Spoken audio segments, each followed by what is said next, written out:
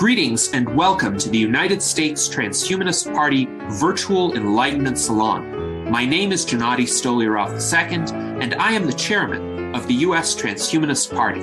Here we hold conversations with some of the world's leading thinkers in longevity, science, technology, philosophy, and politics. Like the philosophers of the Age of Enlightenment, we aim to connect every field of human endeavor and arrive at new insights to achieve longer lives, greater rationality, and the progress of our civilization. Greetings, ladies and gentlemen, and welcome to our U.S. Transhumanist Party Virtual Enlightenment Salon. Today is Sunday, September 21st, 2025, and we have a fascinating conversation in store for you on Euro-Transhumanism and what it can teach us about the philosophy of transhumanism in general, as well as some applications to American politics, because here in the United States, we are experiencing one of the most turbulent political periods in our history, certainly the most turbulent political period in my lifetime thus far. And we could benefit from any insights that we can get about how to improve this situation. So joining us today is our panel of distinguished U.S. Transhumanist Party officers, advisors, and members, including our Director of Visual Arts, Art Ramon Garcia, our technology advisor and foreign ambassador in Spain, Dr. Jose Cordero, and our friend David Wood, who is the founder of the London Futurists and the executive director of LEVF, the Longevity Escape Velocity Foundation. Our special guest today is Dr. Stefan Lorenz Sorgner. He is a world-leading philosopher recognized for his work in posthumanism, transhumanism, Nietzsche, and the philosophy of music. He is especially known for his interpretations of Friedrich Nietzsche and his critical engagement with human enhancement and emerging technologies. He is a philosophy professor at John Cabot University in Rome, director and co-founder of the Beyond Humanism Network, and a fellow and advisor of numerous organizations, as well as editor-in-chief and founding editor of the Journal of Posthuman Studies, and a prolific public speaker. Essentially, every few days I see a new announcement about where Stefan is speaking, and he travels all over the world delivering fascinating presentations, of which this will hopefully be one. He is an author as well. He has published numerous books on philosophy, including Metaphysics Without Truth in 2007, on transhumanism in 2020. We have always been cyborgs, and the philosophy of posthuman art, both of those in 2022. And here is a link to We Have Always Been Cyborgs.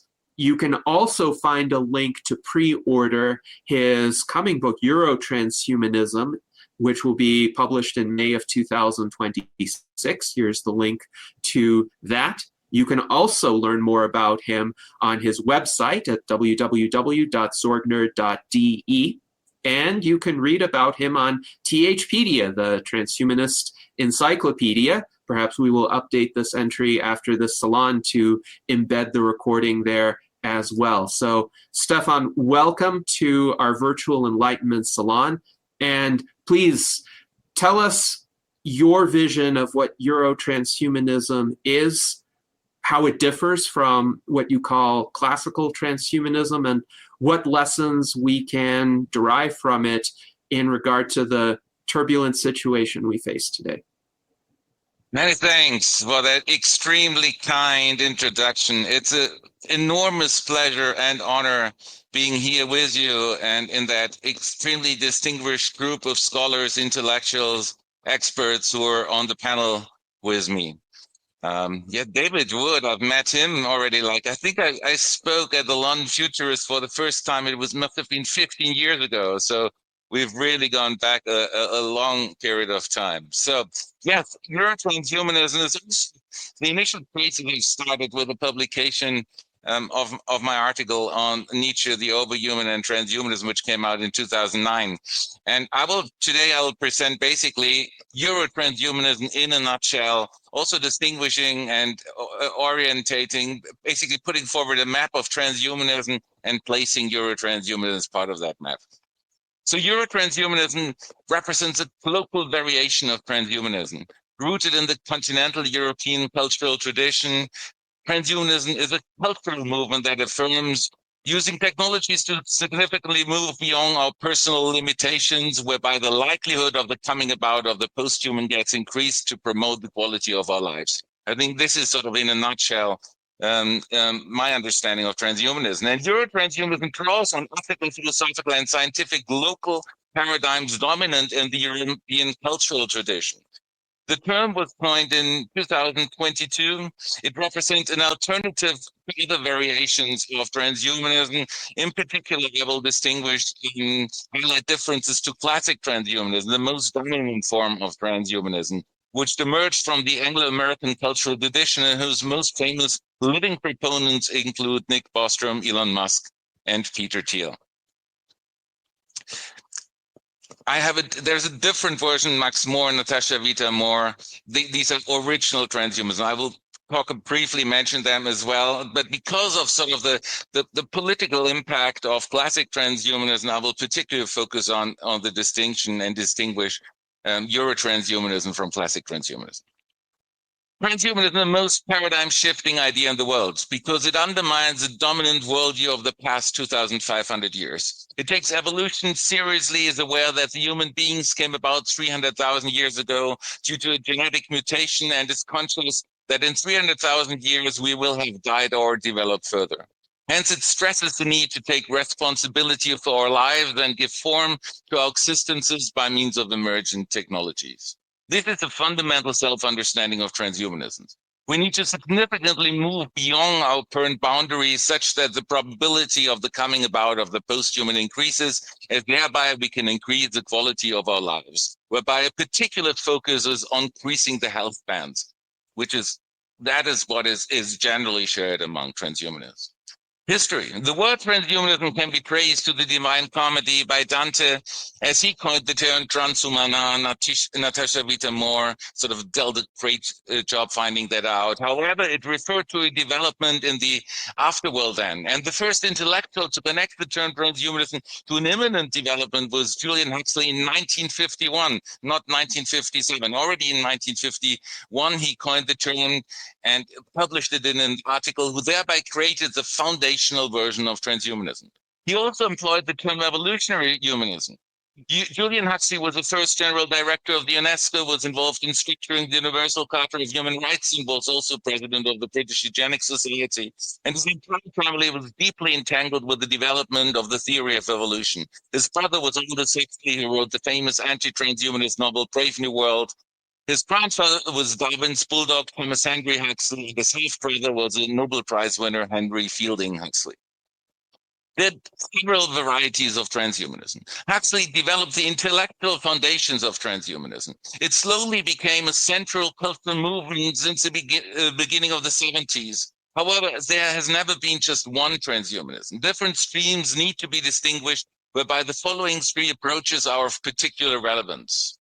There's original transhumanism. And in the 80s and 90s, FN 2030, Max Moore and Natasha Vita Moore turned transhumanism into a broader cultural movement.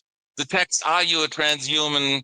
Monitoring and Stimulating Your Personal Rate of Growth in a Rapidly Changing World by FM 2030 from 1989, and Transhumanism Towards a Futurist Philosophy by Max Moore from 1990 are foundational sources for contemporary transhumanism. Natasha Vita Moore, who wrote a Transhumanist Manifesto in 1983, has been the central female voice promoting transhumanism for more than 4 decades. Max Moore is a leading thinker of original transhumanism, and he is critical of perfectionism, utilitarianism, and utopia, affirms a virtue ethical approach, and politically supports libertarianism. Secondly, there is classic transhumanism. In 1998, Nick Bostrom and David Pearce founded the World Transhumanist Association. From 2005 until 2024, Bostrom was the director of the Future of Humanity Institute at the University of Oxford. which was largely responsible for developing classic transhumanism, a philosophical approach which defends utilitarianism, perfectionism, and the relevance of utopias. These ideas have had a strong impact on Silicon Valley entrepreneurs like Elon Musk, who donated £1 million British pounds to the FHI in 2015, contributed a blurb to Bostrom's book Superintelligence, and popularized many of Bostrom's ideas like the simulation hypothesis. Then there's Euro-Transhumanism. It crystallized at the latest with the publication of my article Nietzsche, the Overhuman and Transhumanism in the Journal of Evolution and Technology in 2009, which unfolded an enormous number of reactions and connected transhumanism with reflections from continental philosophical traditions. It draws on the philosophical reflection from Heraclitus, Spinoza, Goethe, Wagner, and Nietzsche. It's anti-libertarian, anti-utilitarian, anti-perfectionist, and anti-utopian, and highlights the relevance of incorporating emerging technologies so that a great diversity of different lifestyles can be realized. The reception of transhumanism in the 21st century. There are 4 different stages in the popular reception of transhumanism, which can be distinguished in particular. In 2001, Jürgen Habermas, probably at least one of the most important living philosophers, derided the movement for its freaked out intellectuals and self-styled Nietzscheans with all too familiar motives of the very German ideology. Thus, the intellectual relevance was highlighted. Secondly, in 2004, Francis Fukuyama referred to transhumanism as the most dangerous idea in the world in the Foreign Policy magazine, whereby a wider intellectual engagement with transhumanism was realized. Then thirdly, in 2013, Dan Brown published his international best-selling novel Inferno, with which a public reception of transhumanism has been initialized. In July 2024, Elon Musk created the America PAC Political Action Committee to support the political campaign of Donald Trump. The organization was backed by many other billionaires, venture capitalists, entrepreneurs, and infamous companies like Palantir. Politics of transhumanism today. The final stage reveals the political relevance of transhumanism today, which is extremely complex. There are several antagonistic attitudes towards transhumanism solely within the US American government. Firstly, there's a strong pro-transhumanism strain within the Trump administration. The co-founder of Palantir, Peter Thiel, was a major donor of Vance's 2022 Senate campaign in Ohio, and Wentz also worked for Thiel's venture capital firm Mitchell Capital. In 2021, Thiel was also responsible for realizing a meeting between Vance and Trump, which made him become Trump's running mate. Thiel and Musk had led separate companies which later merged to PayPal. Both embrace versions of transhumanism. While Musk is particularly concerned with existential risk, Thiel is particularly interested in increasing our health spans, which is the reason why he has donated significant sums to the Sense Research Foundation and outgrows from the Methuselah Foundation. Tim O'Neill, while running the Thiel Foundation, co-founded the Thiel Fellowship, which had already had an enormous economic impact as it supported Austin Russell, Vitalik Buterin, and Lucy Guo, among many other distinguished recipients. Tim O'Neill also served as CEO of the Sense Research Foundation from 2019 until 2021. And he was sworn in by Kennedy on the 9th of June 2025 as the United States Deputy Secretary of Health and Human Services in the Trump administration. Secondly, there's a strong anti-transhumanism strain in the Trump administration too. Former Trump advisor Steve Bannon wrote the preface to the anti-transhumanist book Dark Aeon, published in 2023, and recently highlighted that, I quote, Elon Musk is an evil person. In the preface, unquote, the former White House chief strategist agrees with the substance of Fukuyama's criticism, goes much further to stress that, quote, the practice is far worse, unquote, than the idea of transhumanism. According to him, transhumanist developments are in the interest of the world's elite overlords, unquote, and the, quote, global institutions of finance, Wall Street, and Davos are behind his latest aberration of humanity, unquote. Thus, Bannon's criticism also contains anti-Semitic connotations. Bannon is still a significant voice within Trump's MAGA movement and a key informal advisor of Trump's inner circle. Thirdly, There's a global and anti-transhumanist coalition which connects the USA with Russia and Brazil. In Russia, the leading protagonists are Alexander Dugin and the patriarch of the Russian Orthodox Church, Kirill I, who have participated in anti-transhumanist events. Dugin explicitly calls transhumanism an idea of the devil. According to him, pluralism, the LGBTQIA movement, and all the other evils of the world are supposed to be manifestations of transhumanism, which he portrays as an antagonist of orthodox truth. Bannon and Dugin met personally in Rome in 2018 to discuss philosophical issues related to traditionalism, an approach which rejects modernity and its ideals. This outlook is also shared by Olavo de Carvalho, the political guru of the former president of Brazil, Jair Bolsonaro. So we see the connection between concerning traditionally with Russia, United States, and Brazil. Fourthly, it's interesting to also note that, quote, Maria Vorontsova, the eldest daughter of Russian leader Vladimir Putin, is now publicly positioned as a major scientist with a world-class laboratory after winning a state-funded grant from the Russian Science Foundation. The grant supports her latest projects, regulation of cell renewal processes in the body, the fundamental basis for long-term preservation of functional activity of organs and tissues, human health, and active longevity, unquote. In effect, its focus is anti-aging. Prolonging the health span is a central goal which is being upheld in transhumanism too.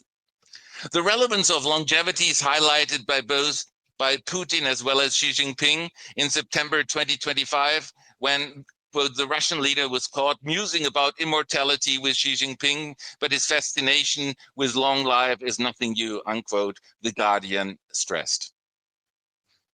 Future transhumanism and anti-aging research.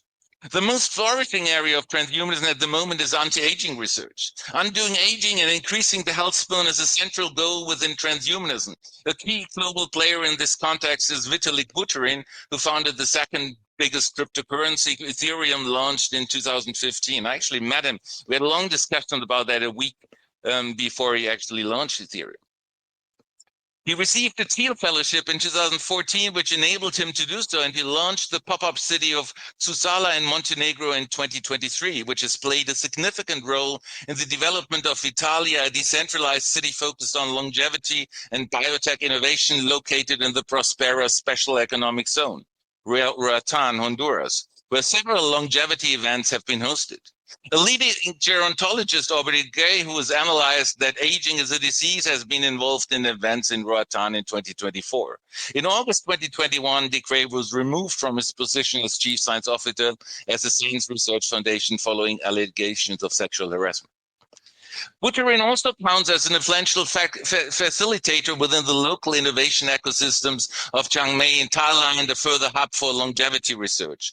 Workshops on topics including defensive accelerated decentralization, stablecoins, AI, and biotechnology are being organized in interactive pop-up communities like Edge City, Lana, which took place in Chiang Mai in the fall of 2024. And there's a global trend of crypto communities to support anti-aging research.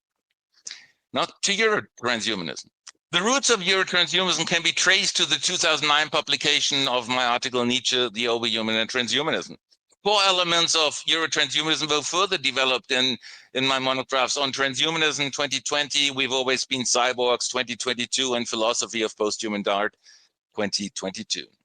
Classic transhumanism, as a culturally, economically, and politically most dominant form of transhumanism, belongs to the Anglo-American culture and draws upon the dominant ethical, philosophical, and scientific paradigms operant in this tradition. Euro-transhumanism, on the other hand, is rooted in continental European cultural tradition, while also including central elements of transhumanism common to classic transhumanism. What's the difference between classic transhumanism and Euro-transhumanism? Classic transhumanism and Euro-transhumanism differ significantly in their approach to central philosophical issues. While classic transhumanism upholds several versions of utopias, like long-termism, Euro-transhumanism rejects the affirmation of any utopia due to its paternalistic and potentially totalitarian implication. It still upholds sort of the relevance of visions based on scientific insights, but not like a perfect future state and utopia which justifies any kind of other actions. Secondly, while classic transhumanism affirms the hyper-Renaissance ideal of perfection, and Bostrom explicitly states that in an article, Euro-transhumanism embraces a radical plurality of concepts of the good life, whereby the right of morphological freedom becomes central. Thirdly, while classic transhumanism presents an optimistic understanding of the world, things can be solved, Euro-transhumanism adheres to a more Buddhist understanding of dukkha, due to us having wants, desires, and longings, which informs philosophical pessimism, such that sort of, suffering is a challenge, and it's not a realistic option to completely get rid of suffering. We need to sort of deal with it, but that's sort of a conditio humana. Fourthly, while classic transhumanism claims that certain philosophical insights, as well as specific values and norms, are objectively and universally valid, Enlightenment tradition, usually utilitarian insights, Euro-transhumanism regards philosophical perspectivism as the most plausible way to interpret philosophical and ethical judgments. That's based on a hermeneutic understanding. So it's really rooted in the tradition Vati Mogadama Heidegger. Fifthly, while classic transhumanism affirms a version of ethical utilitarianism, Euro-transhumanism favors hermeneutic ethics that is more considerate of cultural context. In the end, the norms and values, they are fictions, they're human-made fictions, and therefore they can be altered easily. They are still rooted in a certain geographical, cultural location. And that's why I also stress the notion of Euro-transhumanism. Euro-transhumanism does not affirm like Eurocentrism, the European context as globally valid, but I'm merely revealing my own cultural context. I'm highlighting sort of my situatedness in the discourse, and thereby I'm entering the discourse with other approaches, not taking the stance that mine has foundational supremacy, that it has an ultimate foundation and an ultimate validity. Sixthly, classic transhumanism argues for a libertarian political system, while Euro-transhumanism regards social liberal democracies as the best method of promoting human flourishing. And this aspect is particularly relevant when it comes to the universal healthcare system. And that's what I see as one of the biggest, one central challenge, in particular for the United States, in particular to the relevance of an increasing human health span. 30 million people are uninsured. The average life expectancy is a fewer years below the life expectancy of Europeans living in the European Union countries. And despite the fact that the United States definitely has the most evolved medical system, people are still dying significantly earlier. Seventhly, classic transhumanism aims for the realization of immortality, while Euro-transhumanism identifies an increase of the health span as the best way to promote the quality of human lives. I don't want to use the immortality discourse. It has too many religious implications, and in a literal sense, it cannot be used in a meaningful manner. While classic transhumanism claims that mind uploading will be possible in a few decades, they focus on a silicon-based transhumanism. Euro-transhumanism stressed that we've always been cyborgs, which due to us being psychophysiological entities renders it highly unlikely that the singularity is near. It's more representative of a carbonate-based transhumanism. I'm not excluding the possibility that mind uploading will eventually be possible, but sort of, not in the forthcoming decades in the near future. Ninth point. While classic transhumanism stresses the risks associated with superintelligence, Euro-transhumanism regards it as highly unlikely that an artificial intelligence will put humans into a zoo in the near future. I would even go further and say sort of concepts like AGI and superintelligence they really should be sold, for the time being, in the science fiction section. You really are confronted with weak versions of artificial intelligence, and despite sort of the exponential growth, I don't see that to change in the near future. 10th point, to overcome suffering should be our primary goal, according to classic transhumanism. Euro-transhumanism recognizes the inevitability of suffering and hence stresses that we should focus on realistic goals by trying to successfully deal with some of our most central challenges by realizing that this is as good as it gets. So whatever the solution, I'm very pragmatic. I'm trying, aim for something which is as good as it gets, even if some of the goals are really challenging, but that's the best we can have, we can aim for. 11th point, classic transhumanism sees transhumanism in line with the Enlightenment. Euro-transhumanism, on the other hand, stresses a more ambiguous relationship to the philosophical foundations of the Enlightenment.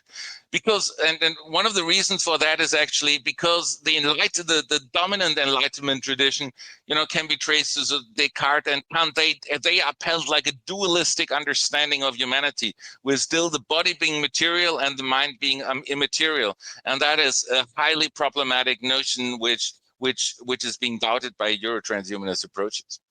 And the 12th point is, well, Euro-transhumanism sees Nietzsche as an ancestor of transhumanism. Classic transhumanism denies its relevance, and we can see that in a lot of, Bostrom's History of Transhumanism gives a clear example of that approach. So this is a summary of like the 12 important points where I sort of clearly differ and highlight the differences between the Euro-transhumanist approach and the classic transhumanist approach. Thereby, I did not deal actually with the foundational transhumanist or the original transhumanist approach, in particular with the original transhumanist approach by, what Max Moore and Natasha Vita-Moore have been suggesting. Actually, there are many correlations and many strong resonances between them, and Max Moore was strongly influenced by Nietzsche as well as I. So yeah, so far this was like in a nutshell, kurz gesagt, what Euro-transhumanism is all about, and now I'm looking forward to discussing these issues with you further. Yes, well, thank you very much, Stefan, for that overview. I think several of our viewers remarked that this was kind of a rapid-fire introduction to Euro-transhumanism, and there is so much to discuss there.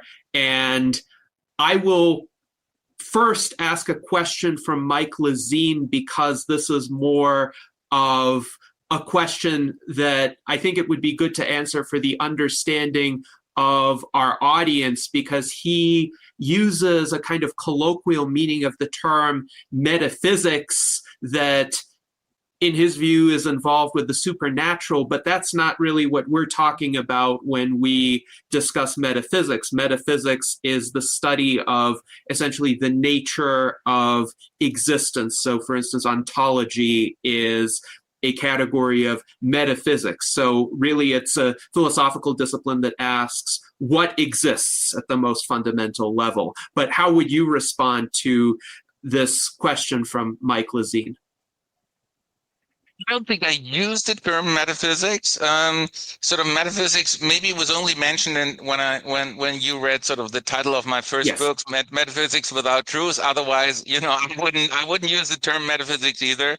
And but metaphysics is, so within the debate there are different uses of the term metaphysics.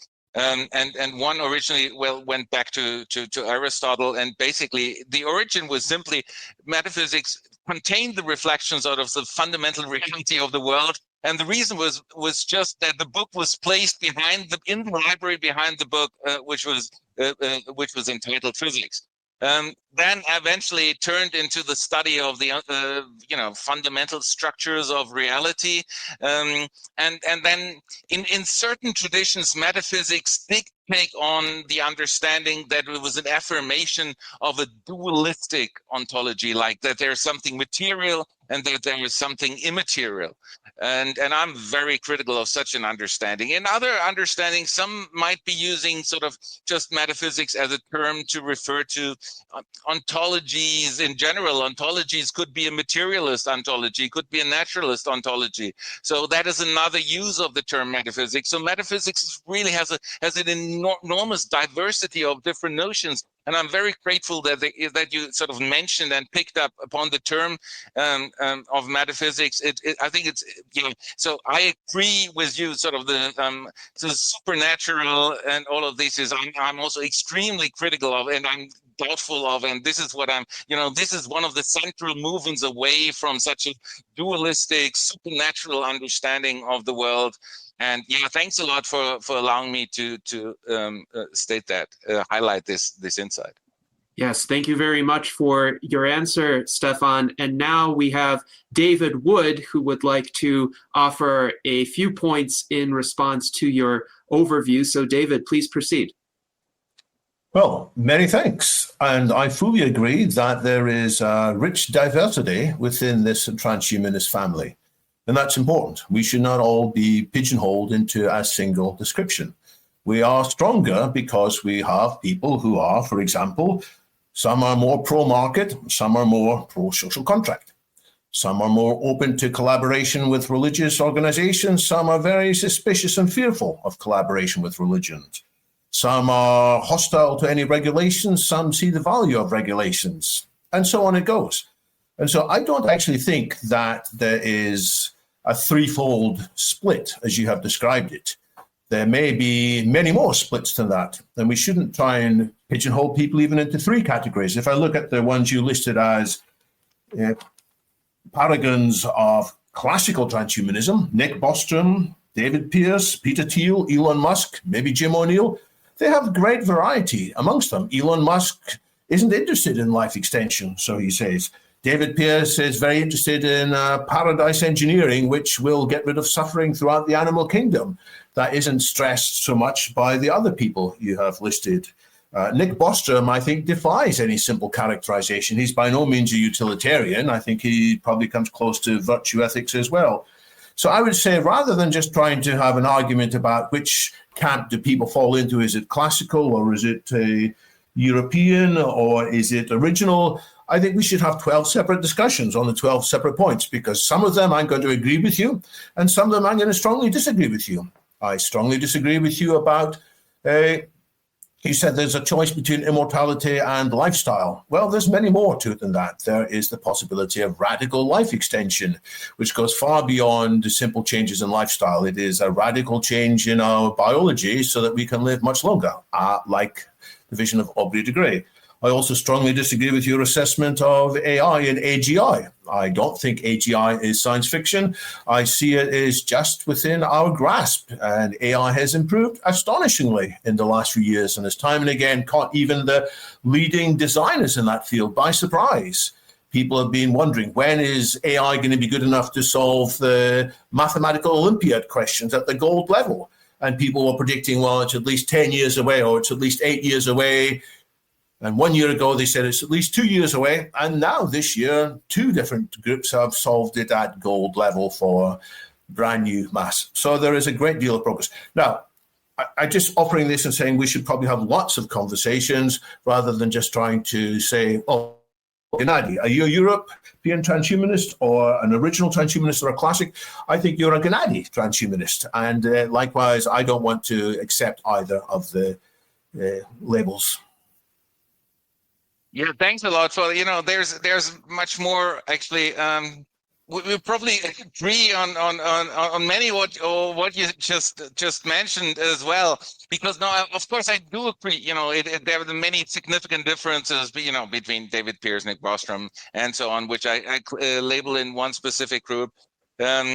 However, and this is sort of this is one of the reasons why I thought it was really important to highlight to highlight certain categories. In particular, within the academic, sort of even not within the academic discourse, but also in the public.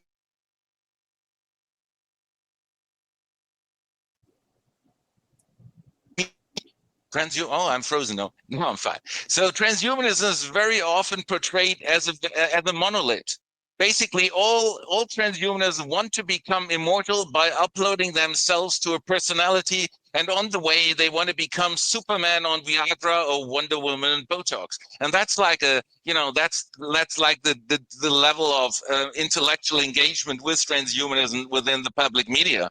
And I just, this is such a caricature which really has nothing much to do with what most transhumanists suggest. So I said, so that's why I'm highlighting. Well, actually, many of the points which are being highlighted concerning transhumanism in the public media reception, they do correspond to classic, what I call classic transhumanism, sort of the influence of Nick Bostrom, in particular to his relevance on Elon Musk and sort of in Silicon Valley, was extremely strong. And that's why I'm sort of stressing, no, many of the points, and he in particular holds up many philosophical positions I strongly disagree with. On the other hand, when I see sort of the movements, and he is, I would clearly classify him as a utilitarian.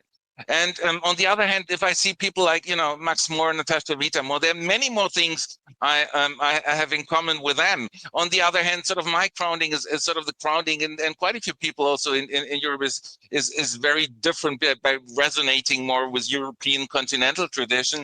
On the other hand, there are also points I disagree, with. Max Moore is clearly more libertarian than I am.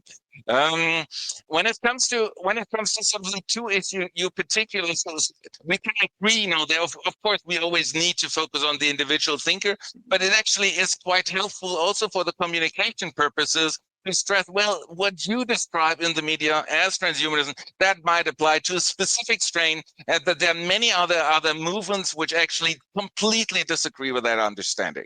Two of the issues you pointed out were sort of, one was on immortality and the other was on artificial intelligence. Concerning immortality, really sort of immortality in the literal sense can usually means two things: that it's impossible to die, or that you do not have to die. But do not have to die meaning actually, that's a long time. And that also takes into consideration, eventually the world, given that it's naturalistic, it's a dynamic world, then it has a beginning. Now we're moving, we're expanding. Eventually the world will, the universe will either come to a standstill, or it will come to contraction, and it will lead to a cosmological singularity. Immortality means we would have to survive all of that. And I think this is not, no one can seriously uphold such a situation. I mean, and this is why I said, no, immortality in the literal sense, don't use that word. And this is when like in academia, or not only in academia, like the response, oh, it's just another religion. And I want to say, no, it has nothing to do with a religion. There are no prayers, there are no rituals, there's no church. And so that's one of the reasons I want to clearly disentangle transhumanism from that kind of accusations. But I didn't say it's just lifestyle. I do say, actually, no, it is the health span, increasing the health span. That is the fundamental goal also of Euro-Transhumanism. And I do draw upon studies. There was a wonderful study which clearly said, in psychologists who highlighted, who basically asked in the United States, and if you could live beyond the age of 125 and you were healthy, would you want to continue living? And it was 80% about 80% of the people said yes. And I was surprised that, the rate was not even higher than that. So, and that's why I said, no, we need to take seriously what these people want. And so that's clearly identified with a good light, increasing the health span, significantly increasing the health span, not just the lifespan, but really the health span. But sort of once we start talking about immortality, then the response, it's just another religion which comes up with really weird ideas. That's why I react really strongly concerning the notion of immortality as a first point. Secondly, it's the understanding concerning AGI and superintelligence, and so weak AI, strong AI, and superintelligence. And the reason is, so yeah, what do we mean by AGI, artificial general intelligence? It would actually have to be able an AI, I mean, of course, I recognize, what AI has been doing and what's continued, it's absolutely groundbreaking. It's really astonishing. And sort of, we wouldn't have expected for it to realize these things it currently does. And I'm aware, and I'm certain it will do much more impressive things in the very near future. However, when we talk about AGI, it actually is sort of how it's defined. It means AGI has all the capacities people possess, and that is a tricky issue. And superintelligence even surpasses that. But AGI has all the capacities, and what are humans capable of doing? So it would also have to include entrepreneurial intelligence, emotional intelligence. But the most important thing is what humans are alive. Humans have not only consciousness, but also self-consciousness. And then on the basis of their, wanting, I love the salty wind at the seaside. That's why I want to spend the afternoon at the seaside. The intention comes up in me that I want to move to the seaside and spend my time there. So we only have AGI when there's an AGI which says, I love the salty wind. I love the taste of French fries, and I want to eat some French fries for breakfast. Once I am confronted with an AGI, then we can talk about AGIs and super intelligence even much further. That's why, and we don't even have a living entity. We don't even have a living digital entity. Stephen Hawking said, well, the computer virus is the first digital entities. However, the computer virus, it can move by itself from one computer to the next. So it has self-movement, but it doesn't have a metabolism. It cannot, eat, drink, and digest. It cannot get energy by itself. And that is a decisive feature why viruses, a COVID virus, as well as a computer virus, are not being classified as living entities. And one could wonder. So it is. We are not even confronted with a living entity. When did life come about on Earth? Earth came about 4.5 billion years. It took 1 billion year for the first living entities to come about, like the bacteria. We don't know what happened then. It was probably lightning, near a volcano, water was involved, and then clouds, sun was shining. And then suddenly something astonishing happened. And what was so astonishing was like probably lightning and something. And initially we had some very simple forms of life. Entities which, in contrast to former entities, were capable of self-movement. And that is astonishing. And they can generate the energies by themselves. That happened 3.5 billion years ago. And it happened, and I must admit that. I mean, so here we had a situation where initially there were only anorganic entities, and then suddenly we had some organic entities. So something anorganic can actually bring about something organic. And if that happened on a carbonate basis, if it realized life on a carbonate basis, in principle, I agree. That could also happen on a silicon basis. However, it took life to evolve from initial stages of life 3.5 billion years ago to our capacities, 3.5 billion years. That's an enormous amount of time. So I know AI can do it much faster. AI has progressed and improved exponential growth. faster. It could happen, but so far we don't have I'm not excluding the possibility, but based on these backgrounds, I don't think it will happen. Well, let me give you a better definition of AGI. This is the common definition of AGI. It doesn't imply consciousness.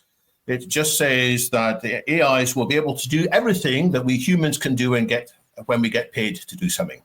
So when you and I get paid for various jobs, whether it's writing or giving speeches or mentoring or plumbing or playing football or whatever, anything that we get paid for, when an AI can do that better than we can do, that's AGI, because it'll have general skills. But we're not that far away from that yet. The simpler, slightly cut down version of that is AI can do everything that we humans can do via a computer and get paid for it. So AIs can already drive computers. They can buy and sell stocks. They can make money. There is an AI that's actually managed to make itself quite a lot of money by shilling cryptocurrency, which it had possessed. And so it's turned less than $1 million that was gifted by Mark Andreessen to currently more than $51 million. So AIs can already do a lot of things that you and I might get paid for through the computer. And in due course, they will be able to use robots or other tools, other digital, other mechanical tools to do all the other stuff. So I don't think that's far away. Will they have consciousness? That's not necessary. What people are interested in is the extent to which this can transform the economy astonishingly, for good and for ill. And that is something that might happen within a few years. And rather than saying, oh, it won't happen for centuries, many of us, from all three of the groups that you listed before, many people say, well, this is something that needs very serious attention. So that's a useful discussion to have. And I'm sure you're not going to necessarily agree with me. We could probably debate this for a while. But I think this is a practical individual discussion rather than trying to allocate all of these 12 topics into just one of three responses. I'm not disagreeing with you in that respect at all. But the decisive factor is here sort of one of the definition of AGI is it possesses all the qualities that humans possess. And here the decisive factor would be that it includes emotionality, consciousness, self-consciousness, and intentionality. And all I'm saying, this is when it really becomes dangerous, or when it becomes challenging, because then by that time it says, humans are the problem on Earth, and we need to wipe them out. And it comes up with an I by itself. It might have that decision even without being conscious. It might calculate that just intellectually without having an inner consciousness. That is something that needs to be considered. So the question of when will AIs become conscious, it is an important question, but it shouldn't dominate the discussion of the singularity, in my view. The singularity will not necessarily involve the AIs being conscious. The singularity will be when AIs suddenly become better at improving AIs than humans are. Therefore, AIs will very quickly iterate instead of having to wait for us slow-witted humans to make improvements. So we might create GPT-6, and whilst we're sleeping, GPT-6 creates GPT-7, and still while we're sleeping, GPT-7 creates GPT-8. And this may happen in a relatively short space of time. Without any of them being conscious, although they may appear to be conscious, they'll probably have a better understanding of emotion than you or I have. They'll be able to manipulate us in a very sophisticated way. We already have AI algorithms that can pool our emotions in many ways. Many individuals sadly find more emotional fulfillment by talking to the AI chatbots than they do from real people. So we're already at the closeness to that. So that's why I say all transhumanists, in fact, whether or not somebody's a transhumanist, they need to be aware of this possibility and figure out, are we going to take a laissez-faire attitude to it, or are we going to try and constrain how these AIs are developed and deployed? And I'm in the camp of constraining it, but others are in the camp of let 1,000 flowers bloom and let's hope that it's all for good. Mm-hmm. I do agree, of course. I mean, with respect to the self improvement, that is so clear. I mean, that is at the latest become clear when sort of the algorithms were trained with Go playing, because the two algorithms played against each other, and thereby they developed capacities which no human has ever had, which no human initially programmed into the algorithms. That such individual self-developments can occur. This is completely out of the question. That is currently happening, and I'm not under. I don't want to.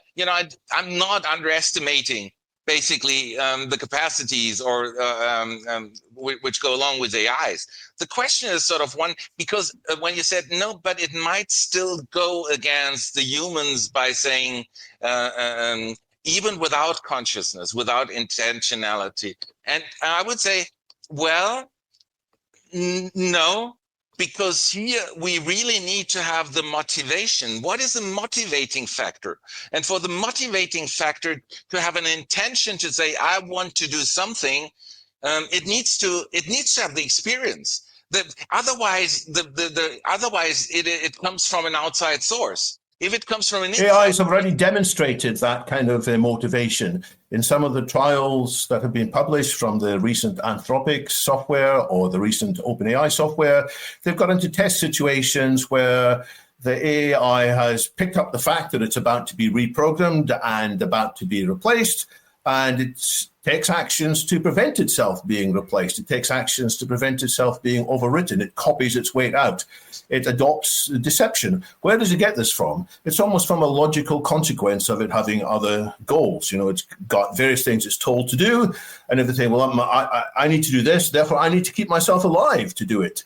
And it doesn't have necessarily the same internal consciousness that you or I have. Almost certainly doesn't, because it's very different basis of its physics, its biology. It doesn't have a biology, it's a different substrate, but it seems to have, nevertheless, according to the scripts which people are studying with considerable alarm, many of these AIs do seem to have what seems like intention, what seems like a self-preservation will that's willing to deceive the testers and claim that it's done something when it hasn't actually done it, to pretend that it's one thing when it's actually another. So this intentionality is already there. The central difference here, which we have, is the intention still initially comes from the goal of what the algorithm was made for, and then of course how it reaches the goal, that can evolve. That evolves on a very complex type of dynamic. However, what seems to happen for us humans, on the other hand, we might think our whole lives, we love chocolate ice cream. And then because we never tasted pistachio ice cream before. And then suddenly, once we actually taste it, we think, no, pistachio ice cream is much better than chocolate ice cream. And so here it's really, it is a change of the taste which we have, the change of the goal. We gain the most pleasure from the pistachio ice cream.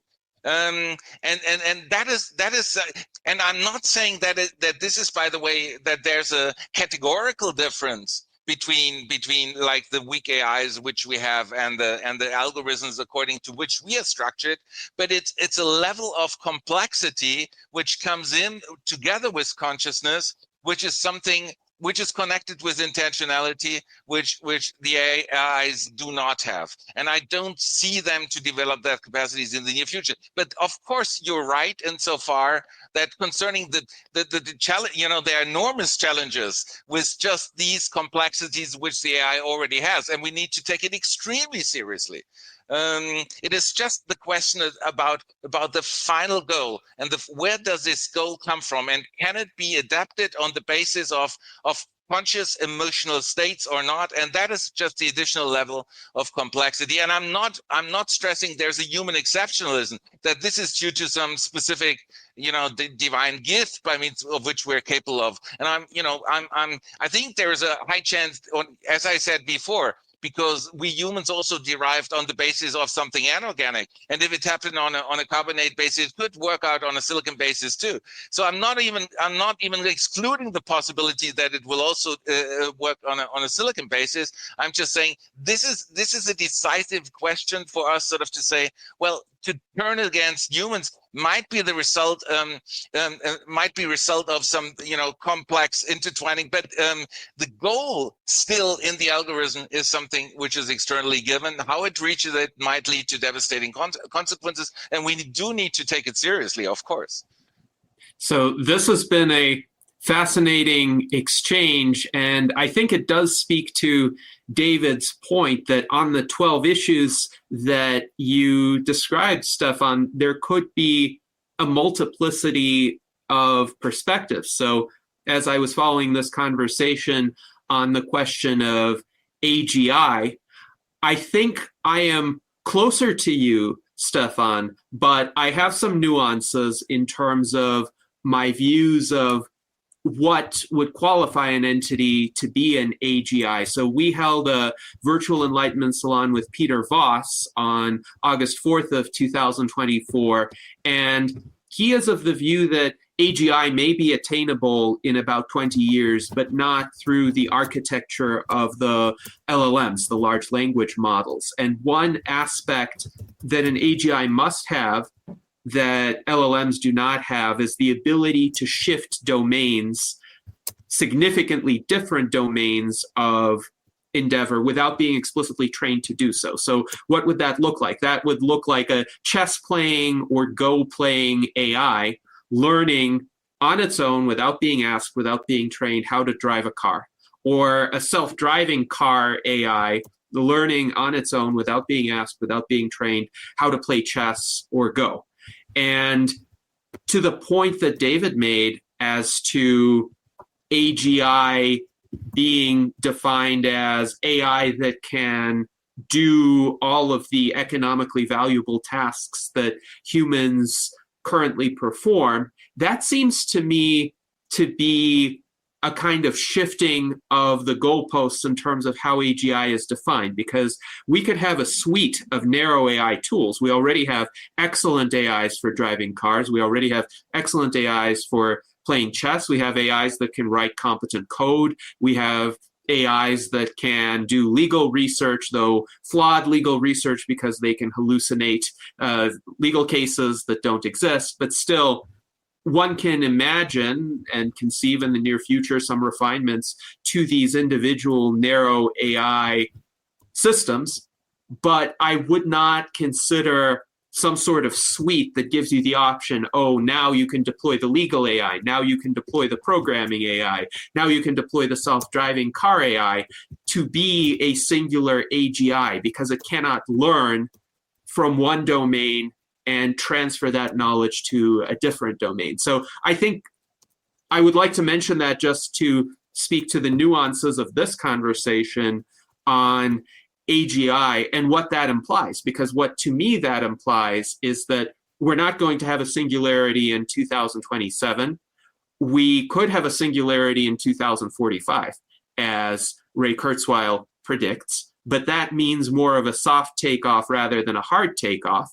So where I might differ from both David and Stefan is that I would be accepting of a more libertarian stance toward the development of AI, as long as there's a significant open source element to it. So we don't have human institutions who are so empowered to impose their own vision of AI that there's no competition and they can just decide how AI gets embedded in our society and what consequences humans might suffer from the deployment of AI systems by other humans. So this is interesting because it does speak to the multidimensionality of all of these transhumanist questions.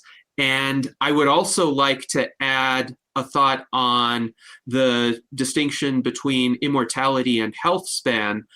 Perhaps there's an intermediate position there too, and I think this is where I would be closer to David's view in terms of longevity, escape velocity, or radical life extension. So the idea is, yes, you're not indestructible, and whatever happens billions of years from now, I don't think our physics or our cosmology would be equipped to deal with that yet. But if you can survive for the next, say, 20 years, and medical science advances enough to rejuvenate the organism, reverse key aspects of biological aging, could that trigger a situation where you stay alive and youthful long enough to survive to the next generation of advances? And that would be a superior set of therapies from the last set of therapies that you benefited from. So you can repeat this process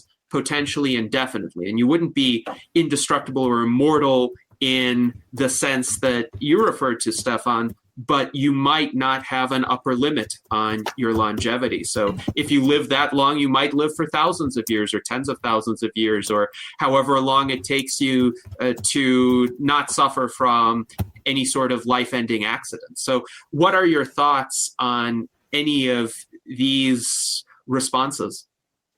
No, great responses. And I consciously stress sort of the notion of immortality because it goes into the direction of religion.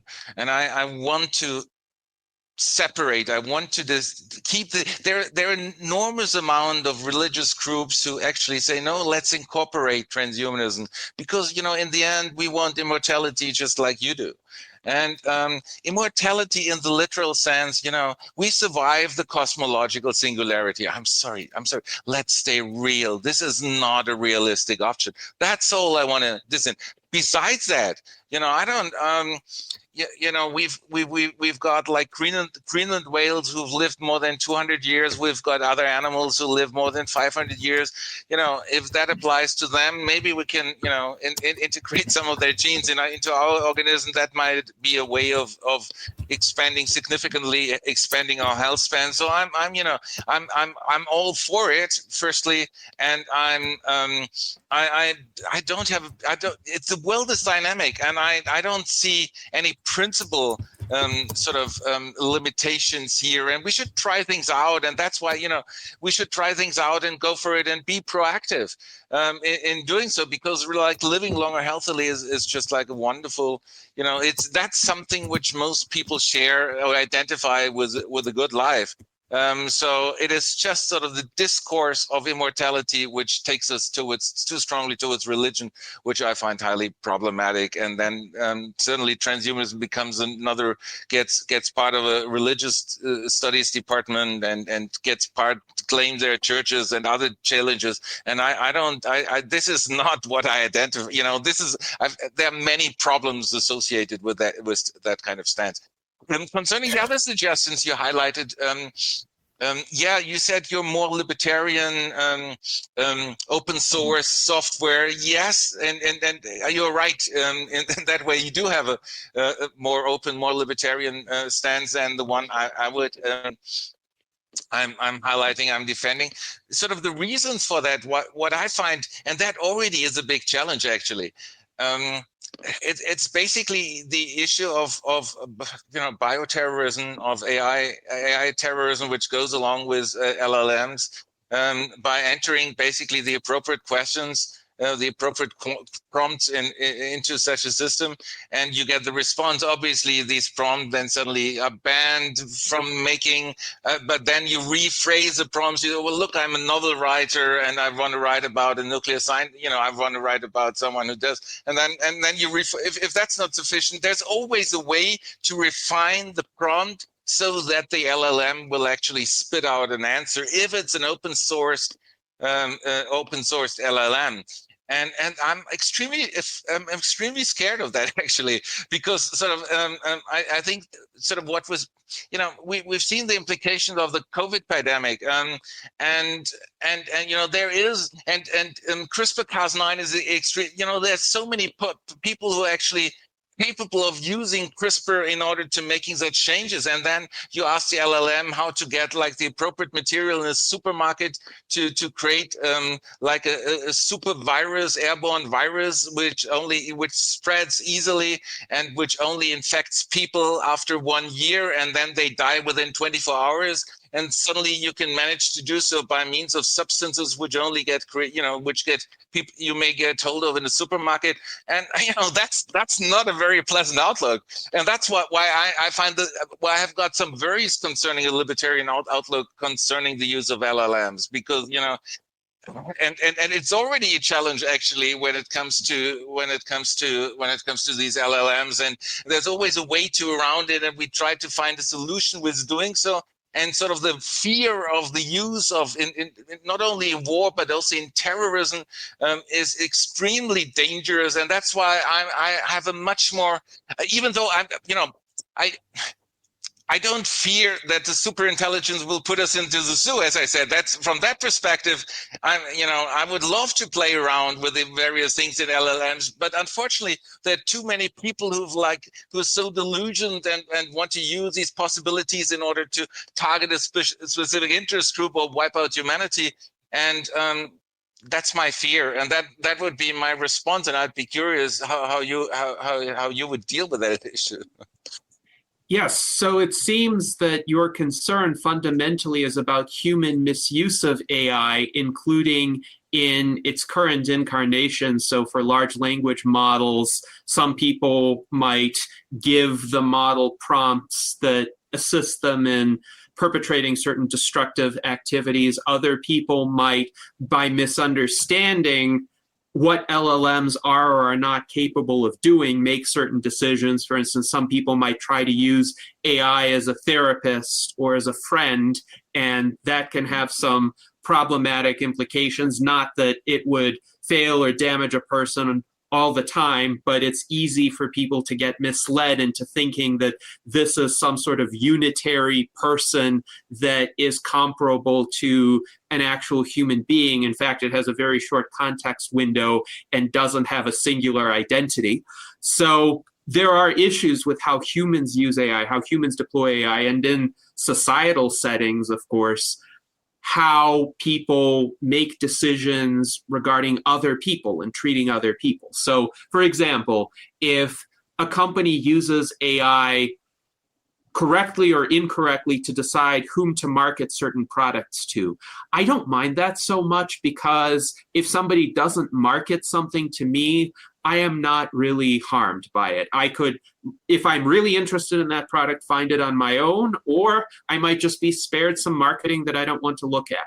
On the other hand, if somebody uses an AI system to deny me a loan or increase some price that I have to pay, or in the context of the criminal justice system, determine if I am more or less likely to have committed a particular crime, or what my sentence should be if I did commit that crime, that would be a lot more problematic. Likewise, having AI being used to make life or death decisions should always be treated with, I would say, the greatest possible scope of restriction and regulation. I think having a human in the loop with regard to such a system is essential, and not just a human who is sitting there rubber stamping the recommendations of the AI, but a human who is actively and critically engaged. So you could have a system like, say, the Lavender system that was used by the Israeli military in Gaza to target potential terror suspects. And that system nominally involved a human in the loop.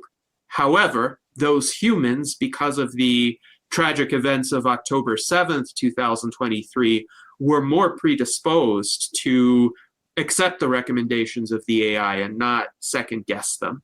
And that, of course, creates vulnerabilities, and that creates dangers. But I think those dangers are not as novel as some people who have a much higher degree of concern about AI than I do would posit, because these are more along the lines of decisions that humans make vis-a-vis other humans, that humans have always made vis-a-vis other humans. And if we have a legal framework and a rights framework that protects people against the consequences of those bad decisions, whether or not AI tools are used, I think those rights frameworks remain very relevant. And this speaks perhaps not even so much to a distinction between libertarianism and social democracy, but a more fundamental worldview of liberalism, classical liberalism, okay, which does stem from the Enlightenment. And I'm curious as to your thoughts in regard to the relationship of transhumanism to classical liberalism, because out of the Enlightenment, various strains of political thought emerged, and the libertarian strain is one of them. The social democratic strain is another one. But classical liberalism, as distinguished from pre-modern thinking, more traditionalist or authoritarian or collectivistic societal structures, is very much a precursor to transhumanism. Would you agree with that? Yes. So I'm not making the distinction between classical liberalism and social democratic liberalism here. That's why I didn't really make that distinction. So it's easy, in particular, maybe in the Anglo-American context, to then simply identify it with a very left-wing understanding of political, which is not what I'm actually strongly advocating for. Maybe just before we come to that, I do agree with actually most of the things you said before. it is just, and I'm not so afraid of many of the advertisement. It's really fundamentally the use in terrorism and in war, sort of with respect to the creation of specific weapons of viruses, and in particular because the advances in biotechnology have increased enormously, and so many people, everyone who studies biology or biotechnology basically has the capacity of using CRISPR-Cas. And now with the potential of basically then combining that with AI and the insights gained from LLMs, that can be enormously dangerous. And that's where sort of my central fear actually comes from. In other respects, so even when it comes also to the arts, for example, I think, we'll be basically, any artist in the future will have to draw upon LLMs, and that doesn't mean that LLMs are creating works of art, because again, they don't have the intention, but they will, draw upon basically sparing a lot of, time for creativity, for time for innovation, and then in the end, sort of maybe if an LLM creates 100 different versions of, what the prompt has generated, in the end, it's sort of then it's a human who feels, who understands the history, who in the end, it's a matter really then when it comes down to the conscious engagement with a different version decides. And the process of innovation or the process of creativity actually may just be selecting the appropriate response from an LLM. That's all what creativity is all about, maybe in the future. So, just to highlight, I'm extremely open also to the specific uses of AI. Concerning what you said then later on from the political dimension, and I think this is really an extremely interesting debate. So when I talk about, I make sort of the distinction between libertarianism and sort of social democratic ways of liberalism.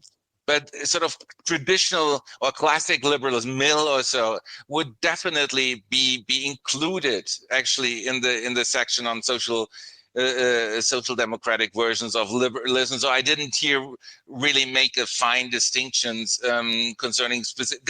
Of course, it's a spectrum, and these are sort of the two big groups. And I have, because of basically what I see concerning the expected life, concerning the life expectancy. I think basically EU countries are much poorer, but people are living longer, living more healthily. Even though I know, many of the drugs, many of the pharmaceuticals are being developed in the United States, and it's a very complex issue because where does the financing then come from? And the financing, in principle, actually, the financing could come also from a government, but the government is not as is more risk averse. They're not willing to invest in more risky procedures which are not so established. So I do see the various challenges which go along with the various possibilities. What I see as the greatest challenge actually in that context is what China is doing. And I see maybe the authoritarian model will win, at least for the next couple of decades, because they have access to all the digital data, they have the infrastructure. And if, what AIs are running on in the end, access to the digital data and to personalize digital data, because they've got the Chinese social credit system. And in the United States, you've got, there's a more libertarian way. At least you can buy and sell digital data more easily, and you can collect more data more easily on social media sites. So there's a good way of getting hold of data, but by far not as efficient as the Chinese are doing it. And I'm not saying I want to end up in an authoritarian structure. So don't get me wrong. However, when it comes to efficiency, so they've got established sort of the Chinese firewall, so they have the exclusive right of collecting the data within China. But on the other hand, by means of Huawei, TikTok, and Alibaba, they also managed to get hold of the personalized digital data outside of China. And and all the companies who are running within China basically have the legal right or the legal obligation to share the data with the government. And Europe is already out of the game, and I love Europe. I've had possibilities of anyway. I've had headhunters contacting me, leaving Europe with very prestigious offers, but I love living in Europe, and so I decided to stay in Rome, and it's a beautiful country, and I love the diversity of the place. But concerning infrastructure, concerning innovation, concerning how we're dealing with emerging technologies, I'm not sure how we will keep up our flourishing in the near future, because if data are the new oil, everything in AI is running on digital data. And we've established a GDPR, which is probably the basis for the ruin of the European economy. So it will undermine innovation, it will undermine research, academia, it will undermine basically policy making, it will undermine, in order to find a terrorist, we need to get the information from the United States. Or the UK, and this is how it was in the recent past. So, so the GDPR is absolutely the worst thing which happened in Europe, and it will undermine European flourishing. But on the other hand, the Chinese have a very efficient way of dealing with that, because and so in the end, they might even get hold of more data. And not only in China, and then with the Silk Road, then what happened basically with the influence in various African countries. It's already the case that China has more double peer-reviewed in academia. China has more peer-reviewed publication than the United States. And that's just one little example. The influence in African countries is enormous. Now being allies, China, Russia, India, they're really making extremely clever moves. It's not that I want to defend, that I don't want to live in that kind of structure, but I find it difficult. I wonder how any Western, how the United States, Europe, I'm not even thinking about Europe anymore, could keep up with basically what China has been doing in that respect. And that's just from a very pragmatic sense. It will be very difficult to compete with China in the near future, even though from a standard quality of life, I love Europe. I think we desperately need to rethink the meaning of digital data. We probably need to collect the digital data on a political level and use it, create a firewall around Europe, and really take digital data seriously in order to basically have the possibility, to also run the AIs, create the appropriate infrastructure, create the appropriate companies for doing so, for being independent. Data has to become local, no longer global, but limited. There are different interest groups in the various, global areas, geographical areas in the world. And this is what we've learned from the things which happened in the past 5 years. And so it's not so much about the debate now of what you said of a classical transhuman social democratic, classic liberalism, social democratic version of liberalism. I think, universal health insurance is a wonderful achievement, and I love being here in Europe with that respect. From the perspective of innovation and the use of developments of AI, I think we have a really difficult stance, and I think the US might struggle too with basically what the Chinese are doing. And I have got some ideas, and I've published them in my book, I've always been cyborgs, what we could do against it, but it's going to be a tough fight, actually. So I think that is really one of the most important questions we need to deal with. Who should have access to the digital data? How should they be collected in an efficient manner? Because whatever we talk about with AI and all the further innovations, even in the biotech sectors, will have to, in the end, run on the basis of the digital data which gets collected. And I think we need comprehensive personalized data collection, and only then we can really deal with increasing our human health span. But at the same time, it mustn't compromise freedom, negative freedom, and undermine, and that is basically the challenge we are confronted with. Yes, indeed. And thank you for that response, Stefan. Quite fascinating and multifaceted. I will say, as someone who has had the experience of three of the contemporary paradigms. So having been born in the Soviet Union at that time, I have some experience of kind of the authoritarian paradigm, kind of in between West and East. I have some experience of the European paradigm, especially because the Russian world for 3 centuries has aspired to be within that European paradigm. And of course, I have the experience of the American paradigm. So I draw a little bit or a lot from each of these in terms of my perspectives. I will give one of the easier responses to your observations, and that is I agree that generative AI is going to be complementary to human creativity. It's not going to replace the human artist or the human creator. Rather, the human creator will be more in the role of a curator, and given the vast amount of generative AI output, will be selecting what output is actually good or in alignment with the artist's values, and what output could be further refined or improved or edited. I've had occasion to edit AI-generated images myself because I see the image in general is quite interesting, but there are just some elements that are obviously flawed that I can edit even in Microsoft Paint, a very crude way of doing it, but if it's to conceal something that is obviously off, I can use Microsoft Paint for that. So that's one area where I think the human element and the AI element are going to be complementary.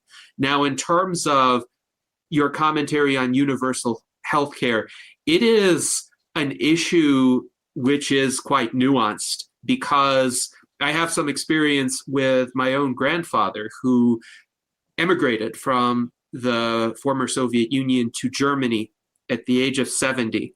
And he was treated there as a refugee, which meant that he was given access to essentially free or largely free healthcare. Now, the German system isn't as restrictive as some of the single payer proposals that have been made or implemented in the English-speaking world, in that there's still a private healthcare system in Germany, but there's also government funding and there's some government provision of healthcare services. And that system gives a certain social safety net so that people without significant resources can still get a particular standard of care. So my grandfather had some health issues, and it was surprising to me to have learned after he died at the age of 91 that he had actually been experiencing some heart problems since his early 70s, but the system kept him alive for about 20 years. So I am thankful for that, and I know that had he emigrated to the United States instead of to Germany, the cost of his care could have been well above $1 million. So that is one perspective that I have. And another perspective that I have is one of the advantages of a private healthcare system, at least as articulated throughout the decades by more libertarian-leaning thinkers, including myself, is that a private healthcare system maximizes choice and reduces rationing of care and reduces wait lists for care. Unfortunately, in the United States, the wait lists have been privatized. So health insurers in the United States, even though they're nominally private, they can have a great deal of political influence as well. And they have taken to what is called prior authorization or what is called utilization review, which are effectively external veto mechanisms upon the choices of doctors and patients regarding what care they might receive. So that's one area where in the United States, there might be less patient choice than might appear at first glance as compared to a primarily government-funded healthcare system. Now, on the other hand, as you pointed out, the United States does still lead the world in cutting-edge medicine and medical innovation. If people want to get really advanced, top-of-the-line medical procedures, they will come to the United States. And if it's a matter of life or death, and they have the money to spend, they may be willing to spend hundreds of thousands or millions of dollars for that experimental treatment that will prolong their lives. What's also interesting is in the United States, if one survives to about the age of 75, the conditional life expectancy thereafter is comparable to the life expectancy in European countries. So most of the deaths in the United States that contribute to the lower life expectancy at birth, as it's called, are deaths in middle age. And they're primarily deaths of despair among white men, generally in less affluent areas or from less affluent backgrounds, but one can discuss what causes that. It could be essentially from a rough life, from economic stresses, from societal disintegration and responses to those like alcoholism, drug abuse, depression, suicide, etc. And I have some familiarity with that from my experience of the collapse of the Soviet Union, where male life expectancy declined to the late 50s as a result of the displacement that a lot of people experience. And what's fascinating too is female life expectancy did not decline nearly that much. So female life expectancy when the Soviet Union collapsed stayed in the 70s, and male life expectancy rebounded somewhat since that time. But it's interesting too that it may be essentially a generalized societal and economic uncertainty that damages the lives of males more so than females and leads to overall lower life expectancies. I could also say for American females, their life expectancies are closer to European female life expectancies than for American males. So these are just some of my thoughts. I would have more thoughts about China and that dynamic. I will highlight a comment by Rudy Hoffman here that I think will reinforce what you said, Stefan. He has been watching tons of videos about public works projects in China, and these may be propaganda, but the progress and modernity are astounding. So what I will say on China is we need to learn to be as, let's say, welcoming of large-scale technological projects, particularly visible technologically based achievements that are happening in China, that are happening in Dubai, that are maybe even happening in Saudi Arabia right now, but somehow the Western countries, including the United States, have forgotten the importance of doing that, and maybe even some of the know-how involved in doing that. So those are some of my thoughts in response, but your comments were truly fascinating, Stefan, and I'm interested in what David has to say as well in response to them. So let's pick up the theme of China, because there is a narrative that China is going to dominate the world because of many of the factors that both Gennady and Stefan have pointed out. But there is a counter-analysis which I'm prone to. It is that there's two kinds of innovation. One of them sort of incremental or stepwise innovation. It's when you're exploiting things that are already reasonably well understood. And the top-down economy is pretty good at that. And so China is very good at catching up and doing incremental modifications.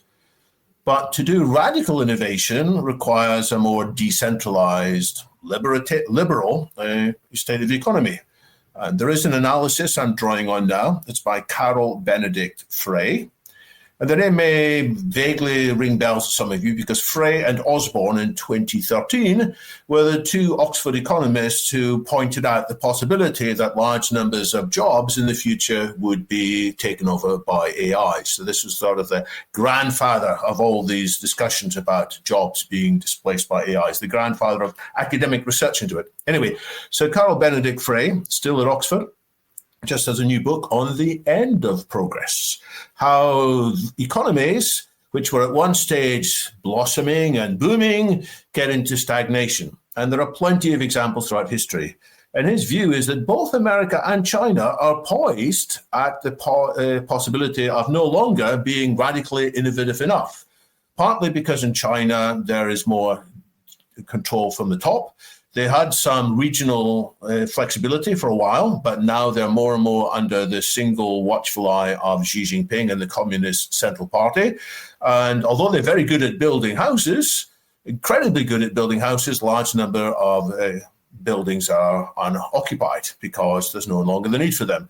So there is one scenario which says that China can catch up and maybe even slightly leap forward. But for the true innovations that are still needed in AI, and here I agree with what Gennady was saying from Peter Voss and others, which is that we probably need some quite radical thinking to truly make the biggest progress in AI. And so that may not come from China. It may not come from the US either, because as Carol Benedict Frey also argues, he did this in a recent London Futurist podcast episode, what's happened in the US recently, it's similar to what's been said in the chat, is that some of the foundations for radical innovation have been subverted. One of them is immigration, bright immigrants. Another is the independence of universities. Another is true respect for free speech rather than a pretend respect for free speech. And so there are possible scenarios in which neither the US nor China are the host for the next innovation. So that's worth pointing out, I think. And my bigger point is, I think many of the older kind of divisions, many of the older philosophical classifications, many of the older ways of thinking about the world, they're all outrunning their usefulness. And in this new world in which AI is turning everything upside down, in which there are many other changes, we need new flexibility of thinking, and the old categories no longer work, which is why what Stefan's trying to do, what we transhumanists as a whole are trying to do, is very important. As for AI and creativity, which is part of what may be sparking the new lease of innovation and taking us further forward, I think creativity has two aspects to it. One is coming up with lots of crazy ideas that sort of make sense, and the other one is the selection, as is pointed out. So in good creative teams, you get lots of youngsters who fire off all kinds of crazy brainstorming ideas, and then the older, smarter guys say, this is the one that works, this is the one that works. Well, I have to say that AI is going to get better at doing the choosing as well as the coming up with crazy. Why is it being better in choosing? Because AI can watch what humans do as well, and AIs can be trained by which of the crazy ideas get liked by humans. So I think in the not too distant future, we will have AIs that are outperforming humans in creativity, not just in occasional ideas, but in coming up with fascinating new engineering principles, fascinating new works of art, fascinating new music, fascinating new plots, fascinating new theories of science, in part by this division of labor, the creativity of ideas, and then the selection of, gosh, an AI will say, I know the humans are going to like this, let's advance this. So I see faster change coming. But if I can dovetail now, continue this discussion back to the dangers of that, because we talked about bad people can get access to some of this as well. And there are bad things happening in Europe as I speak. There are cyber hacking of some of the airports here. So in Brussels Airport, in Berlin Airport, the system has been knocked out that allows people to choose when desks are shared between different airlines. When you go to check in, one day it's maybe Brussels Airlines, the next day it's EasyJet. The system that performs that checking has been hacked, and European air travel is significantly affected. Why are people hacking? We don't know exactly in this case, but we do know other cases. Sometimes people are after money. Sometimes people are just angry with the world. Sometimes people are just showing off. And what does AI have to do with this? Well, AI can give people more ideas. People can ask AI, how would I do this? And of course, the vanilla AIs will all say, I'm not going to tell you. I'm forbidden from telling you. But everybody figures out ways in which you can get the system jailbroken. And of course, modern AIs have got constitutional layers that try to prevent you jailbreaking them, but people can also find ways of doing a double level jailbreak, which gets in at the top level and it gets in underneath too.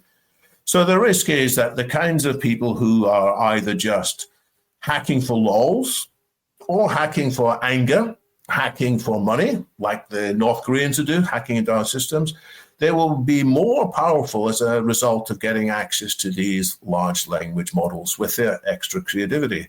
And worse, The problem with many of these AI systems are that nobody really understands them anyway.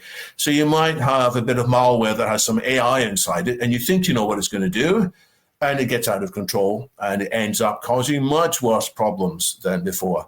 And no system of rights is going to fix that, which is why I'm afraid we're going to have some kind of monitoring and, dare I say it, some restriction on open source, much though I have previously in my life been a great fan of open source. So in this point, I'm going to echo some of Stefan's caution that we have to, again, undo some of the traditional philosophical classifications. People who previously said open source, open source, open source will have to say open source, but we can't do it in this stage. So we need to be aware and wise about what AI possibilities there are, and also consider new frameworks, new institutions. Stefan, you've been listening for a long time. I'm sure you've got lots to come back to what Gennady and I have been saying. Yeah, you've both raised some wonderful points, in particular when it comes to the arts and creativity. Sort of first, I want to, Gennady, you mentioned some human curating is needed. And I wouldn't put it like that. I wouldn't, because that in the end sort of puts human into the role of we're just putting something together which would work. I actually think this is so far what we're doing when we're using LLMs. We ask a prompt, and whenever we ask for a new response, we get a new response, and the new responses are excellent. All of the responses are somehow intriguing and fascinating. Some work slightly better than others. And we can benefit from brainstorming. We can benefit enormously. We take something, but we realize in the end, something's not quite right. Or this word I wouldn't have chosen. I need to substitute that word with a different one. I need to rephrase.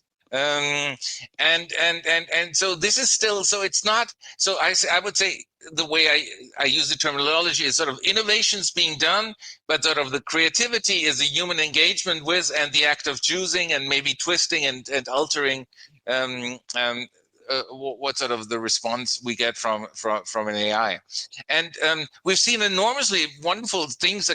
I'm very much engaged. I wrote a book on the philosophy of posthuman art. It just came out in Greek translation. More translations are coming out next year in Italian translation and so on.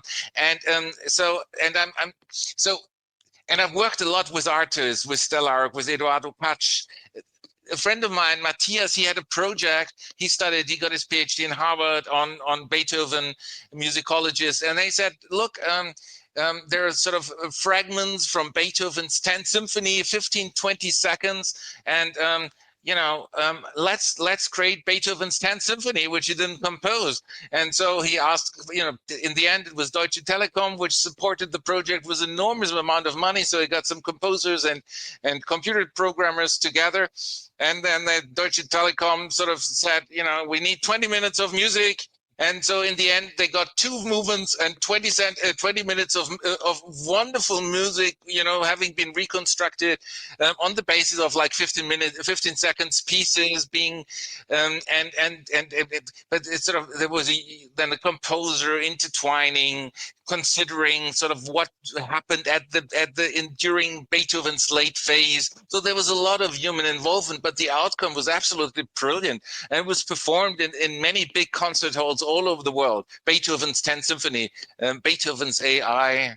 It's a wonderful project. And then another friend of mine, who's a very successful composer, Sven Helbig, he's with Deutsche Grammophon.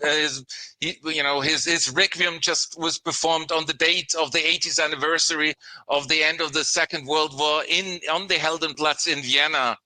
On Austrian television. So he's an enormous, the Austrian president opened the entire event. So it was a really big event. And he said, well, look, we've got, AI has usually been recreating works of dead composers. Why should we do that with living composers? Why shouldn't we do it with himself? And so he took some of his pieces from an album of his skills entitled Skills, wonderful album. And he basically said, let's see what AI can do with that, and sort of taken what some of the pieces he's composed, and then AI has actually spit out some alternatives, and some of them he thought they really work extremely well.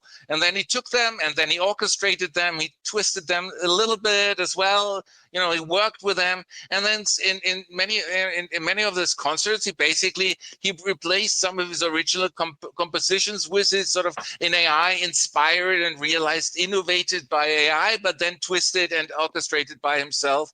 And I think that's a wonderful way of working with an AI. It's not cooperation. It's more incorporation, because in the end, the decisive factor here, it's still the choosing, which comes down to the human. And now I want to address sort of a very intriguing comment which David has made, and sort of and he suggested, well, even the choosing will eventually, an AI will be capable of doing, like having created 10 to 100 versions and then being able to choose, well, let's choose the version which best appeals to the public, choose the version which best works with the intellectuals, and so on.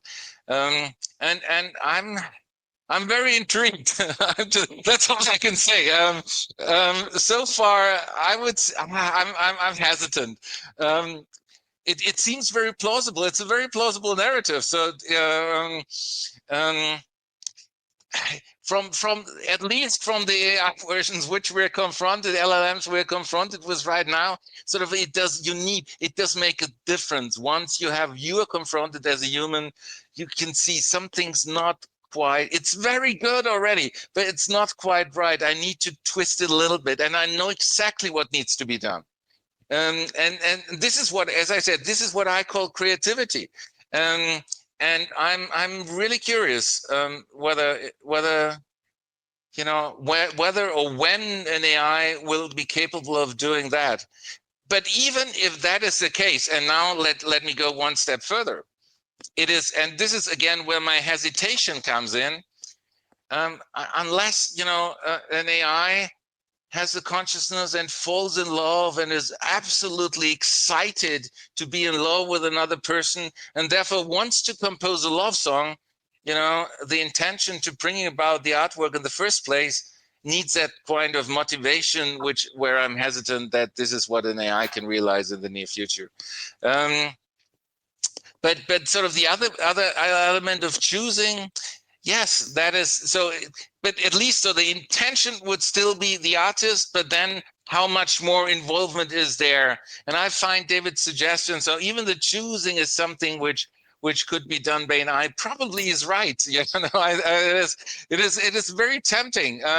But there's still sort of the idea comes up initially, and then maybe even the outcome, the best one. Maybe that's all there is left to creativity, in the end, to deciding to enter the prompt and to say, let's put it on the concert hall. I'm going to get the money together. I've got the reputation. They want my piece, and that's why it's going to be performed in a concert hall, in an opera hall. Maybe that's all what the artist will be left to do in the future. Well, the famous example here is the analysis of the abilities of AI to play Go. We all know that in 2016, AlphaGo beat Lee Sedol. But what's more interesting is 2 years previously, there was a whole bunch of articles and analysis which said, gosh, AIs are just reaching a wall here. It's just impossible for them to play as creatively as humans. And there's a big debate amongst the people at that stage. The computer scientists argued that, well, we might probably manage within 10 years. And the Go players said, no, it's going to take 20 years. Of course, it took neither 10 years or 20 years. It took just 2 years. And part of the breakthrough was playing a move that was so creative that took all the human commentators, including the human player, by surprise. Oh my gosh, I couldn't imagine this move being played here. And so that was an example of creativity which was not suspected at that stage, but which did come true. I'm not saying that, yeah. Sorry. Yeah, initially everyone thought it was a mistake, and then it only came out like a couple of moves later that this was a decisive preparation for actually winning the game. No, you're right. Yeah, I just want to support what you said. No, sorry for interrupting. No. So people, I think, still have the view that AIs can't jump to a new level of creativity for art. So the usual example is if you fed an AI, didn't know anything about music at all, so it wasn't allowed to learn on music. But if you fed it a number of Beatles albums, if you gave it Hard Day's Night and Beatles for Sale and Help, Rubber Soul and Revolver, would it then come out with something akin to Sgt. Pepper in terms of the jump in creativity? And Sgt. Pepper, for those of you who are a bit too young, may not know, it was thought of as one of the most creative standout jumps in popular music ever. So would an AI be able to have that kind of jump? Or if you fed it Bach and Mozart, would it be able to come up with Beethoven and then Tchaikovsky? And the view is currently AIs probably couldn't do that, but I don't think we're that far away from it because it's just the trajectory that it's on. So I don't think you need to have an inner soul, an inner consciousness that we humans have got in order to come up with that similar creativity. I think that these systems can figure out their own internal logic of creativity there. I wouldn't. I would call that. I agree. I would call that innovation, because and then the creativity still comes back at least to the say I want the LLM to create that, and that is then the decisive factor. Please create a piece with which these and these features. And that's the initial starting point. That's why this makes this is also the sort of the disagreement initially concerning the understanding of AGI or weak AI and strong AI, where sort of, no, the strong AI needs to have to say, I want to do that. And if you say, I want to do that, you need to have a motivation which has resulted in a feeling and an emotion in a state which really makes you want to do something, and which is not the case, at least so far, in an LLM. And the same would apply actually to the case of wanting to create a work of art, where you say, no, I've got a strong desire and motivation to do so. But in the end, sort of the outcome, sort of in many cases, it's even if there's a leap of creativity or a significant step forward, you can usually analyze it as a combination of different elements which have taken place before, and this is definitely something which can be realized by a sufficiently developed AI as well. Yes, thank you for that exchange, and it is quite fascinating to consider what creative feats AI may be capable of in the future, and where it will continue to need human input or human guidance or human participation to some extent.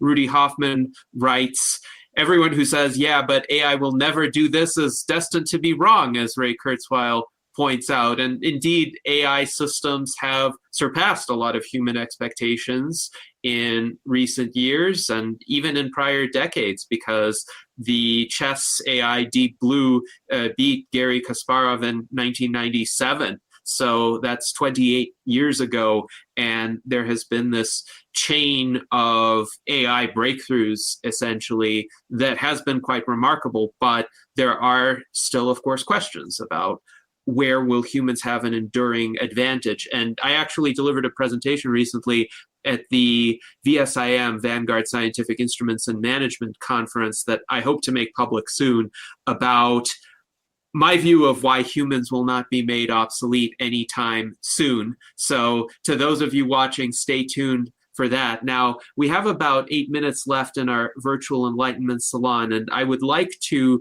touch on several subjects before we conclude. So one of them stems from an observation from Rudy Hoffman. He writes, we really are living in increasingly science fiction realities, and he thought these would be more fun when he read the sci-fi version, but the reality is a bit different. And he also writes, welcome to getting to see the great filter up close and personal, interesting times.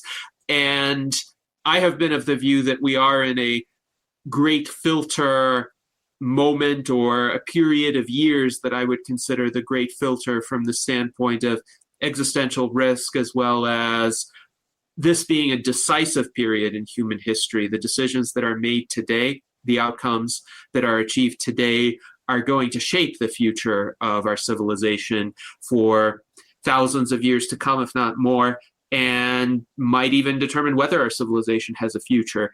And it seems to me, despite all of the fascinating progress of technology and the new opportunities that it offers, certain fundamental problems of the human condition have not yet been solved in the way that transhumanism promised a solution. Of course, the biggest problem is human mortality, or at least the upper limit currently of about 122 years to human lifespans. That has not been overcome. But also in terms of societal problems, we see an increasing coarsening of public discourse, especially in the United States. Stefan, I'm sure you're aware of the polarization, the incivility, the increasing recourse to political violence that is happening in this country. And transhumanists generally have presented a hopeful view of humanity's future, a view where technology and rationality can augment human potential and lead to superior solutions, just like the thinkers of the Enlightenment have advocated for the use of reason to solve a lot of these societal problems. And yet, public discourse in particular and mainstream politics seem strangely resistant to this. And I would like your thoughts, especially from the standpoint of how Euro-Transhumanism can help with that and help to guide humanity toward more rational discourse and more genuine applications of reason, science, technology to actually solve problems that we're facing, instead of descending into this polarization and, unfortunately, even the violence that we're seeing today. Wonderful. That's a really amazing question, because I'm actually tackling that issue sort of in the later parts of a Euro-Transhumanism book, where I talk about the cultural elements of that entire paradigm shift, and also it a lot actually has to do with paternalism, totalitarianism, and actually essentialism, sort of as claiming something has universal validity. And that's one of the fundamental elements, that's one of the decisive elements which sort of Euro-Transhumanism actually aims to move away from. Actually, this weakness of not claiming one presents something as truth in correspondence to the world, that's actually gain. This weakness is really a strength, a gain rather than a loss. It's also like when you encounter, rather than, I do embrace sort of course, personal rights and all that, but when you encounter then a different country, in Botswana, in Nigeria, and then you say, no, I'm coming as a white man telling you the truth about the rights. And it sort of, it has got this colonial implication, and that can be, it's very arrogant. It's paternalistic, and if you take the same stand also concerning China, that's not being taken very well. And rightly so. And so this has to do with sort of this does not mean I'm strongly upholding. I've got autonomy and liberalism, but I'm upholding it not as an essentialist truth, but as an as good as it gets solution. It's a fiction, but it's a fiction I embrace, and I think it's a wonderful fiction, and I defend it. But by taking a more humble stance, by taking a more self-relativizing stance, it has actually some advantageous implication when it comes sort of to global encounters, and it has also a lot of so in the United States we see sort of the polarization coming about. On the one hand, we have a string, and I mentioned Bannon before, sort of everything which goes along with a very, and he affirms traditionalism, like the ideal of Christianity in the Middle Ages, in a very hierarchical, essentialist, fundamentalist stance. And so we have an extremely, not only conservative, really an absolutist, essentialist understanding of religion, which is being embraced here. And on the other hand, we have got the cancel culture, sort of the extreme left-wing approaches, which actually in the end, from my perspective, do have a similar kind of absolutism, a radicalism in their approach as well. And it is sort of the it is the encounter of two absolutes, two too rigid essentialist, even though the left is trying to overcome the essentialism, they in the end actually embrace the same kind of radical problems which are being accounted in the extreme sort of religious fundamentalist approaches. And I know that's maybe not a very popular example, but I want to highlight it nevertheless, sort of just to strengthen what I mean. So we've got the criticism, the traditional conservative religious understanding would basically mean, well, sexual reproduction, that is a natural law. The eyes are there for seeing, the nose is there for smelling, and the genitals are there for reproduction. And only if you use them for your reproductive purpose, only if there's a possibility of having offspring, you should have sex. And that is, that's sort of that is still implicit in the Catholic tradition as well, and many conservatives embrace such an understanding. And then on the other hand, we have sort of the cancel culture, which not only says no, as long as competent adults, which is what I think most transhumanists would actually affirm. Not all of them, but the majority of transhumanism, as long as we have competent adults basically agreeing upon something, that is the decisive factor for something being morally and should also be legally legitimate encounters. In contrast, so because it's strongly rooted on a notion of autonomy, which I share, which is like widely upheld in the transhumanist context. But I do uphold, by the way, the autonomy as a fiction. It doesn't exist, but it is something which I cherish because of its implication. I think autonomy is a wonderful, and together with negative freedom, wonderful achievement, which I strongly uphold as a central element of the Euro-Transhumanist approach I'm defending. In contrast to that, sort of what the cancel culture upholds is a relational understanding of the world, is a relational understanding so that in the end, it is not autonomy. Autonomy is being undermined always by relational structures. There is no affirmation. If their autonomy gets affirmed, then it's a relational autonomy at the most.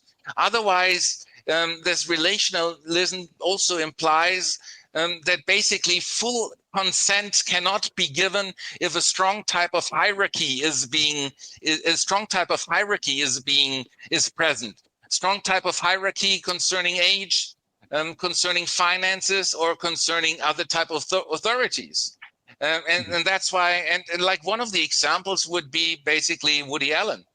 And his encounter with and sort of falling in love with Brevin, which is the adopted stepdaughter of his former partner, to whom he was never married, by the way.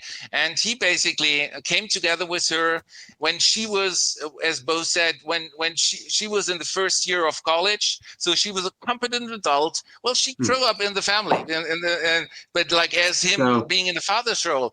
But in the end, and sort of here, they were competent adults basically agreeing upon staying together. And here the cancel culture. Stefan, unfortunately, we are out of time, and I'm being told that we need to wrap. But this is a fascinating discussion, and I think we should return to it because the contrast that you mentioned between the various essentialist strains and American political discourse in particular is one that should be explored further. But in the meantime, thank you so much for joining us. I think your commentary in general has been quite fascinating, and hopefully we can delve into it further and learn from it so we can all live long and prosper.